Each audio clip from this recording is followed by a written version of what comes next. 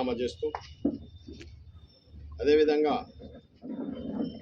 నాకు ఇచ్చినటువంటి పదవి పిసిసి జనరల్ సెక్రటరీ కూడా రాజీనామా చేయాలని మా కార్యకర్తల సమావేశంలో నిర్ణయం తీసుకోవడం జరిగింది.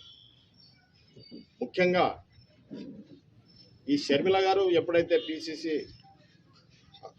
పగ్గాలు చేపట్టినారో మేమంతా సంబరపడిపోయాం. కాంగ్రెస్ కార్యకర్తలంతా ఈమె ఏదో సాధిస్తుంది, ఆంధ్రప్రదేశ్లో కాంగ్రెస్ పార్టీకి ఒక బలమైన నాయకురాలు దొరికింది, రాబోయే రోజుల్లో కాంగ్రెస్ ప్రభుత్వం ఖచ్చితంగా ఏర్పాటు అవుతుంది, ఈ రోజు కాకపోయినా రేపు పొద్దునని అనుకునే స్థితికి మేమంతా కార్యకర్తలు చాలా సంతోషించాం. కానీ పరిస్థితులు తారుమారైపోయాయి. అవి ఎందువల్ల మారినాయో ఏమో మాకు అర్థం కావడం లేదు. మొట్టమొదట 141 అసెంబ్లీ స్థానాలు ఏవైతే ప్రకటించినారో అవన్నీ కేసీ వేణుగోపాల్ ఢిల్లీ ద్వారా లిస్టు వచ్చింది, లిస్టు ప్రకారం ప్రకటించారు. ఆ ప్రకటన ఏదైతే ఉందో ఆ ప్రకటనలోనే సర్కారు ఏరియాలో మొత్తం అసంతృప్తి మొదలైంది. సీనియర్లకి జెండా మోసి 10-12 సంవత్సరాలు కష్టపడిన వ్యక్తులకి ఎవరికి కాంగ్రెస్ పార్టీలో టికెట్లు ఇవ్వలేదు. అదేవిధంగా ఇక్కడ రాయలసీమవన్నీ పెండింగ్ పెట్టేసి దాదాపుగా 36 సీట్లు ప్రకటించకుండా ఆమె ఇష్టం వచ్చినట్లు ప్రవర్తిస్తూ ఉంది. ఆమె ఎవరు చెప్పు చేతుల్లో ఉందో ఏమో అర్థం కావడం లేదు. కనీసం కార్యకర్తలకు కూడా ఇక్కడ సమాధానం ఇవ్వడం లేదు. ముఖ్యంగా మన ఎమ్మెల్యేలు తీసుకుందాం ఎగ్జాంపుల్. డిసిసి అయితేనేమి బాబురావు గారు, అదే ఎంపీ క్యాండిడేట్ ఉన్నారు రాంపులయ్య యాదవ్ గారు, కనీసం ఎమ్మెనూరుకి 5-6 సార్లు వచ్చినారు, కానీ ఒక్కసారి కూడా నా ఇంటికి రాలేదు, నన్ను కలవలేదు. దీంట్లో పాల్గొనాలి, ఇది చెయ్యాలి అంటని చెప్పి. కర్నూలు జిల్లాలో 2019 నుండి ఉన్న ఏకైక వ్యక్తి ఒక్క రెడ్డి సామాజిక వర్గానికి చెందిన వ్యక్తి నేను ఒక్కడినే, ఇంక్లూడింగ్ నంద్యాల అండ్ కర్నూలు 2 జిల్లాల్లో ఉన్న వ్యక్తిని నేను ఒక్కనే, రెడ్డి సామాజిక వర్గం.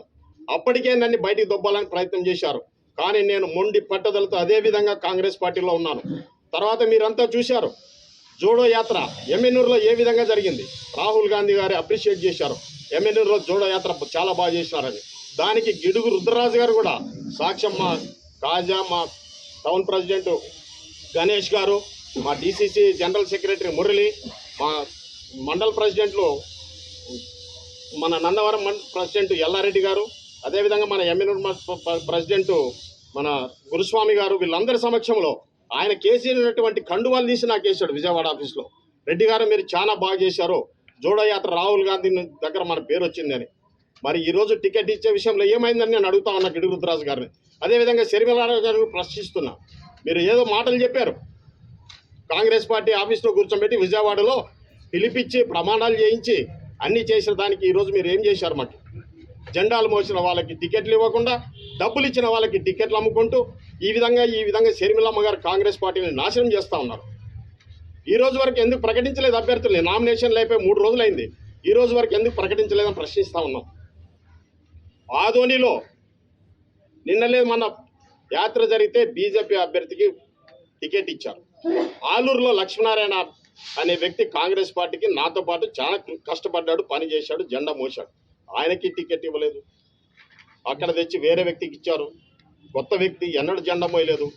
ఇక్కడ మన ఎమ్మెల్యేలో కనీసం షర్మిలమ్మ మీటింగ్ ఉందని చెప్పి కూడా కనీసం డిసిసి తర్వాత ఎంపీ గారు ఇక ఆదోనికి వెళ్ళాము, మంత్రాలయం వెళ్ళాము, ఇక మీ ఇంటికి వస్తున్నాము, ఇట్లా 4 మాటలు తప్పించుకొని 4 మాటలు బైపాస్లో వెళ్ళిపోయి టైం అయిపోయింది వెళ్ళిపోతామని చెప్తా ఉన్నారు. అంటే ఇక్కడ ఒక బలమైన క్యాండిడేట్ ఉన్నాడు అని కూడా వాళ్ళకి తెలిసి కూడా టికెట్ నిరాకరించినారంటే మా కాంగ్రెస్ పార్టీకి ఇంతకన్నా ఇది విధేయ విఘ్నతలు లేవని చెప్తా ఉన్నా.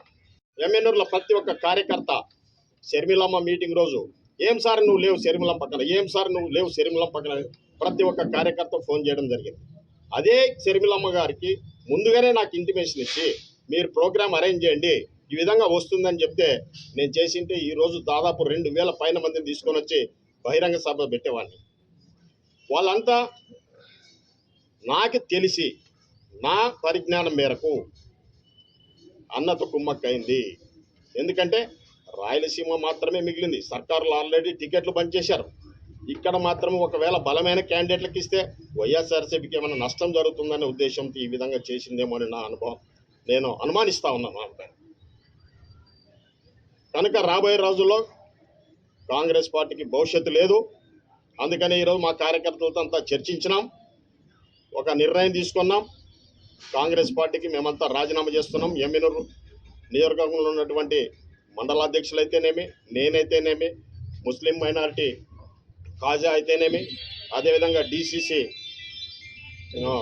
మురళి అయితేనేమి, మా Prasad SCCL district vice president అయితేనేమి, అందరూ ఈరోజు కాంగ్రెస్ పార్టీకి రాజీనామా చేస్తున్నాం. మా కార్యకర్తలకు కూడా చెప్పాము. వాళ్ళ నిర్ణయం మేరకు రాబోయే రోజుల్లో ఏదో ఒక నిర్ణయం తీసుకుంటామని మీ అందరికీ ఈ పత్రికా ముఖంగా వ్యక్తిలో ప్రొఫెషన్ ఉంది. నేను ఇంతవరకు ఎప్పుడు రాజకీయం పైన ఆధారపడలే. నేను కాంగ్రెస్ పార్టీలో చేరలే. 2012లో చెన్నకేశ్వరరెడ్డి గారు కాంగ్రెస్ పార్టీకి రాజీనామా చేసి రుద్రగౌడ్ గారికి టికెట్ ఇచ్చినప్పుడు కోట్ల జయసూర్యప్రకాష్ రెడ్డి గారు అయితేనేమి, టీజీ వెంకటేష్ గారు అయితేనేమి నన్ను తీసుకుపోయి మన అప్పటి ముఖ్యమంత్రి కిరణ్ కుమార్ రెడ్డి గారు, అప్పటి పిసిసి ప్రెసిడెంట్ బొత్స సత్యనారాయణ గారు వాళ్ళ సమక్షంలో నాకు ఏదో పదవి ఇస్తామంటే చెప్పి కార్పొరేషన్ చైర్మన్ ఇస్తామని చెప్పి వాళ్ళైనా హైదరాబాద్ తీసిపోయి కాంగ్రెస్ పార్టీ కార్యాలయంలో చేర్పించుకున్నారు. కానీ నేను కాంగ్రెస్ పార్టీకి వస్తానని చెప్పి నేను పోయింది ఏం లేదు. వర్షాలు పడి మా కార్యకర్తలను రక్షించుకోవడానికి నేను చాలా ప్రయత్నాలు చేశాను. అదే మా కామయ్య ఉన్నాడు గుడేకల్, ఆయన ఒక మంచి నాయకుడు. ఆయన పైన ఎన్ని సంబంధం లేకుండా ఆయన ఎస్సీ ఎస్టీ కేసు పెట్టించి జైలు పంపించారు. దాదాపు 5-6 కేసులు పెట్టారు. ఎవరు కాపాడాలండి కార్యకర్తల్ని? వాళ్ళు కాపాడతారా? పైన ఉన్న వాళ్ళు షర్మిల కాపాడుతుందే? ఎవరు కాపాడతారు? కింద ఉన్నటువంటి మేము కాపాడుకోవాలి మా కార్యకర్తలు. వాళ్ళకేం తెలుస్తుంది కింద మనం పడే బాధలు? ఏదో పైన కూర్చొని ప్రసంగాలు ఇస్తున్నారు కానీ కింద కార్యకర్తలను కాపాడే వాళ్ళు ఒక్కరు లేరండి. అయిపోతేనే ఇటువైపు అయితేనే 2 పార్టీలు లోకల్ పార్టీల నుంచి. కానీ ప్రస్తుతానికైతే మేమేం నిర్ణయం చేయలేదు, చెప్పమని కూడా చెప్పారు. ఈరోజు ఉదయం ఎప్పటిలాగే లక్ష్మీనారాయణ రెడ్డి మీ మనిషే, మీ పేర్లు మీ సెల్ ఫోన్ నంబర్లు నా దగ్గర ఉన్నాయి. మీరు అర్ధరాత్రి వచ్చినా మీరు గతంలో ఏ విధంగా మీకు సాయం చేశానో ఆ విధంగానే సాయం చేస్తాను. మనకు ఉండేది 2 రెవెన్యూ అండ్ పోలీస్. వాటిలో నా సాయశక్తుల్లో మీకు సాయం చేస్తాను, అండదండలు ఉంటాయని చెప్పేసి. మీటింగ్ ఉందో మనల్ని పిలవలేదు, మన యొక్క ప్రమేయం లేకుండా వాళ్ళు చేసుకున్నప్పుడు మనకి అక్కడే అవమానం జరిగిపోయింది. ఒక పిసిసి జనరల్ సెక్రటరీగా ఉండి నాకు తెలియకుండా ప్రోగ్రామ్ చేసుకోబోయినారంటే అక్కడికే మనకి అవమానం జరిగిపోయింది. అప్పటికే రిజైన్ చేయాలి. ఏమంటే కొన్ని పెళ్లిళ్ళ కారణంగా కొన్ని గృహప్రవేశాలు అవి ఉన్నందువలన ఈరోజు మీటింగ్ పెట్టుకున్నాం, ఈరోజు తీర్మానం చేసుకున్నాం. బలమైన నాయకుడు. అదేవిధంగా కొంతవరకు వాళ్ళు కూడా సర్వే చేశారు. సర్వే ప్రకారం కూడా కొంత బలమైన నాయకుడు అనేది తెలియనందువల్లనే ఇక్కడ మనల్ని పక్కన పెట్టేశారు.